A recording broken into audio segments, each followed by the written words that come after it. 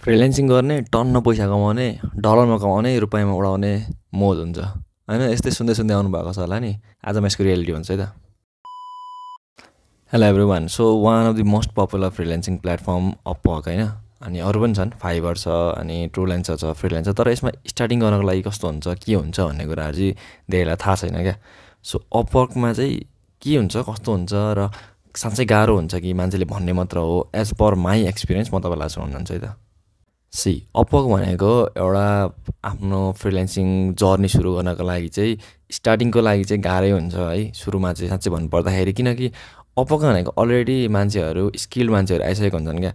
तपाईँ आफ्नो स्किल लिएर जानु, जस्तै तपाईँ कन्टेन्ट राइटिङ गर्नुहुन्छ, अथवा तपाईँ के भन्ने डेभअप्स गर्नुहुन्छ, अथवा डिजिटल मार्केटिङ गर्नुहुन्छ, या कोडिङ गर्नुहुन्छ, जुनै पनि कुनै एउटा स्किल लिएर जानु भएको छ भने पनि अपवर्कमा सुरुमा पाउनलाई गाह्रो हुन्छ। अपवर्क मात्र होइन, अरू ठाउँमा पनि पाउन गाह्रो हुन्छ। जस्तै फाइबरमा जानुहुन्छ, फाइबरमा त अझ आफ्नो गिग राख्ने हो, अरूले हेर्छन् होइन। हेरेपछि अनि आफ्नो गिग मन पऱ्यो भने त्यो अनुसारको एप्लाई दिन्छन् अनि पाइन्छ भन्ने कुरा हो। फाइबरमा पनि मैले एक्चुअली सुरुमा पाएको थिएँ होइन। तर फाइबरमा पनि के हुन्छ भन्दाखेरि फाइबरको चोइस हुन्छ, कति फाइबर चोइस भनेर आइसकेको हुन्छ, अथवा अलरेडी नै अर्डर धेरै भइसकेको मान्छेहरू हुन्छन्, किनकि उनीहरूको रेपुटेसन राम्रो भइसकेको हुन्छ नि त। सो त्यो रेपुटेसन राम्रो भएको मान्छेहरूलाई नै दिन्छ नि त, नयाँ मान्छेलाई त कसैले हतपत भरै गर्दैनन्। सो फाइबरमा पनि गाह्रो हुन्छ। अझ फ्रिल्यान्सर, ट्रुल्यान्सर यिनीहरू चाहिँ मैले खासै चलाएको छैन, तर तिनीहरूमा पनि गाह्रै हुन्छ क्या। सो मैले भन्न खोजेको के भन्दाखेरि अपवर्कमा मान्छेहरूले जागिरै छोडेर आउँछन् क्या। जागिरै छोडेर आउने काम चाहिँ कहिले पनि नगर्नु। यो फ्रिल्यान्सिङ प्लेटफर्ममा जागिर छोडेर आउने काम चाहिँ कहिले नगर्नु। तपाईँ आफ्नो बिजनेस गर्दै हुनुहुन्छ होइन, लाइक बिजनेसै भनौँ, अथवा केही गर्दै हुन्छ, मानिलिउँ सामान बेच्दै हुनुहुन्छ, अथवा कन्टेन्ट राइटिङ गर्दै हुन्छ, या ब्लग साइटहरू बनाउँदै हुन्छ होइन। जे पनि गर्दै हुनुहुन्छ त्यो चाहिँ आफ्नो साइडमा गर्नुहोस् क्या। जब गर्दै हुन्छ भने जब पनि गर्नुहोस्, किनकि जबले एउटा स्टेबल इन्कम दिन्छ। जब छोडेर सबै गर्छु भन्नलाई तपाईँको यस कन्डिसन छ, तपाईँ पाल्न सक्नुहुन्छ आफूलाई, अथवा तपाईँले कसैलाई अरूलाई पाल्नु पर्दैन भने ठिक छ, तपाईँ गर्नुहोस्, त्यो सक्नुहुन्छ भने गर्नुहोस्, तपाईँलाई आफूलाई होइन त्यो पुग्छ भने गर्नुहोस्। तर सबैलाई त्यो पुग्दैन क्या। सो त्यसले गर्दाखेरि चाहिँ जबै छोडेर अपवर्कमा आउने गर्ने चाहिँ नगर्नुहोस्। अपवर्कमा भनेको चाहिँ एक लेभलको मान्छे बनिसकेको हुन्छन् होइन। अनि एक लेभलको बनिसकेपछि तपाईँलाई पाउन गाह्रो हुन्छ क्या। एउटा इक्जाम्पल दिन्छु है। मैले अपवर्क ट्राई गर्न खोजेको धेरै अगाडिदेखि नै हो होइन। अनि मैले अपवर्क ट्राई गर्न खोज्दाखेरि चाहिँ मेरो स्किल्स अलिअलि थियो होइन, डेभअप्सको स्किल भनेको थियो। अनि एउटा चाहिँ के हुन्छ भन्दाखेरि कन्फिडेन्स पनि आउन्न क्या। जस्तै त्यहाँ देखिन्छ होइन, यो त म गर्न सक्छु जस्तो लाग्छ, तर त्यहाँ लेखेको हुन्छ नि, जस्तै आवरले हुन्छ, कुनै कुनै प्रोजेक्ट बेसमा हुन्छ होइन। सो त्यो देख्दाखेरि चाहिँ के हुन्छ भन्दाखेरि यदि मैले गर्न सकिनँ भने मेरो रेपुटेसन खराब हुन्छ अपवर्कमा। किनकि अपवर्क एउटा भेरिफाइड प्लेटफर्म हो, फेरि बनाउँछु भनेर बनाउँदाखेरि त मिल्दैन नि त, किनकि त्यहाँनिर हामीले आफ्नो डिटेलहरू राख्नुपर्छ, नागरिकता नम्बरदेखि लिएर सबै कुरा राखेको हुन्छ। सो त्यो भएपछि चाहिँ यदि इम्प्रेसन राम्रो भएन भने, अर्को क्लाइन्ट आउँदैन भने चाहिँ फेरि अपवर्क गर्नलाई मलाई गाह्रो हुन्छ भन्ने सोच आउँछ क्या। त्यो कन्फिडेन्स पनि आउन्न क्या सुरुमा त।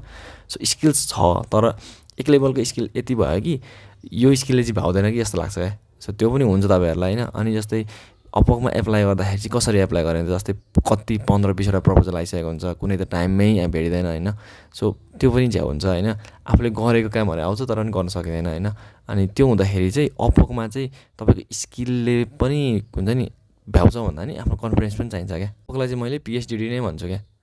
प्यासेन्स, स्किल, डिसिप्लिन अनि टाइम, यो 4वटा कुरा हुनुपर्छ क्या। अपवर्कमा तपाईँले आउने बित्तिकै म जब गर्न थाल्छु भनेको हुँदैन। अपवर्कमा यति प्यासेन्स चाहिन्छ होइन। तपाईँले एप्लाई हान्नुहोस् होइन। सुरुमा अलिकति कनेक्ट आउँछ, अनि महिनैपछि बढ्दै जान्छ कनेक्टहरू होइन। त्यो कनेक्टहरू राख्नुहोस् बरु होइन, यतिकै एप्लाई नहान्नुहोस्। अनि जब त्यो पेसेन्स तपाईँको बढ्दै जान्छ नि, पेसेन्स लेभल टेस्टै हुन्छ क्या। आउँदै आउँदैन, एप्लाई गरे पनि पाइँदैन कति कुराहरू त होइन। अनि त्यो हुन्छ नि, थोरै प्रपोजल भएकोमा एक्सेप्ट भन्नुपर्छ, र पनि एक्सेप्ट हुँदैन होइन। सो तपाईँकोमा पेसेन्स चाहिन्छ। अर्को भनेको स्किल चाहिन्छ। स्किल चाहिँ तपाईँमा हुनैपर्छ। सानो स्किल लिएर म जान्छु भनेको हुँदैन, एउटा अलिकति लेभलको स्किल बनाएकै हुनुपर्छ, किनकि कम्पिटिसन हो सबै भनेको क्या। सो अपवर्कमा छिर्ने बित्तिकै म पाउँछु भन्ने हुँदैन। डिसिप्लिन हुनुपऱ्यो, त्यहाँनिर तपाईँले आफूले भनेअनुसार गर्नुपऱ्यो, सकेअनुसार त्यो गर्छु भनेर जानुपर्छ नि, गर्नै पऱ्यो होइन। त्यो आफ्नो इम्प्रेसन खराब पार्नु भएन। अनि अर्को भनेको टाइम पनि एउटा राम्रो फ्याक्टर हो, किनकि जुन पनि रिसेन्ट जबहरू हुन्छ नि, रिसेन्ट आउने बित्तिकै तपाईँले 5वटा भन्दा कम प्रपोजल हुनसाथ एप्लाई गर्नु भने पाउने चान्स बढी हुन्छ क्या। 10देखि 20वटा प्रपोजल भयो भने त तपाईँको भन्दा राम्रो प्रपोजल अर्को भेट्यो भने एक्सेप्ट हुँदैन नि त। सो जतिसक्दो मोस्ट रिसेन्टमा गएर आफूले एप्लाई गर्दाखेरि चाहिँ पाउने चान्स हुन्छ नि त। सो त्यो कुराहरू चाहिँ तपाईँले बुझ्नुपर्छ होइन। अपवर्कमा बुझ्ने धेरै छ, एप्लाई गर्ने कुरा जस्तै पेमेन्ट भेरिफाइड छ छैन, अनि धेरै कुराहरू छ क्या। सो त्यो कुराहरू सबै बुझ्नुपर्छ। यति बुझ्नु पऱ्यो कि अपवर्कमा चाहिँ आउने बित्तिकै चाहिँ मैले ल पाउँछु, मेरो फ्रिल्यान्सिङ जर्नी सुरु भयो, अब चाहिँ म खतरा गर्छु भन्ने हुँदैन। एउटा पाउनु भएको छ भने पनि अब पाइरहेको छु भन्ने पनि हुँदैन क्या। सो त्यो कुराहरू पनि छ, त्यो कुराहरू चाहिँ बुझ्नुपर्छ। यति हो कि तपाईँले जब गर्दै हुन्छ भने जब नछोड्नुहोस्, अपवर्क साइडमा गर्नुहोस्, तर अपवर्क नै चाहिँ म खतरा गर्छु भनेर होइन, अरू प्लेटफर्म पनि छ होला, अरू प्लेटफर्म पनि यही नै गर्छु भनेर चाहिँ नबस्नुहोस्। एक लेभलको बनाइसकेपछि जब छोड्नुहोस्, जे गर्नुहुन्छ गर्नुहोस्, तर अपवर्कलाई सबसे धेरै प्रायोरिटी दिएर चाहिँ अहिले चाहिँ नबस्नुहोस्। किनकि कुनै पनि फ्रिल्यान्सिङ प्लेटफर्ममा भन्नु न, गर्नुहोस्, साइडमा गर्नुहोस्, हसल गर्नुहोस् होइन, एक लेभलको बनाउनुहोस्। अनि त्यस पछाडि चाहिँ जे गर्नुहुन्छ तपाईँ गर्नुहोस्, जे गर्नुहुन्छ अनि तपाईँ गर्नुहोस्। अहिलेदेखि नै सुरुदेखि नै अपवर्क र यो अरू फ्रिल्यान्सिङ प्लेटफर्मको लागि भनेर चाहिँ आफ्नो पुरै हुन्छ नि सबै खर्चेर अफिस छोड्ने काम अथवा जब छोड्ने काम चाहिँ नगर्नुहोस्। अपवर्क इज बेस्ट होइन, मैले देखेको छु सबैले अपवर्कबाटै कमाएको देखेको छु, फ्रिल्यान्सरबाट पनि कमाएको देखेको छु होइन। तर उनीहरूलाई पनि टाइम लागेको नि त। सो आफूले टाइम डेडिकेट गरेर गर्नुहोस्, आफ्नो स्किल बढाउनुहोस्, अनि त्यस पछाडि चाहिँ गर्दै जानुहोस् क्या। सो एकैचोटि चाहिँ झ्याप्पै हुँदैन होइन। सो एकैचोटि आउँदै हुन्छ भने यदि कुनै फ्रिल्यान्सिङ प्लेटफर्म आउँदै हुनुहुन्छ भने चाहिँ यति कुरा चाहिँ प्रिपेयर भएर आउनुहोस्। पिएचडिटी मैले भने नि अघि नै होइन। सो यदि चाहिँ प्रिपेयर भएर आउनुहोस्, अनि त्यस पछाडि तपाईँको केही हुनसक्छ भन्ने हुन्छ। इट्स अ लङ प्रोसेस क्या, फ्रिल्यान्सिङ जर्नी पनि सुरु झ्याप्पै हुँदैन।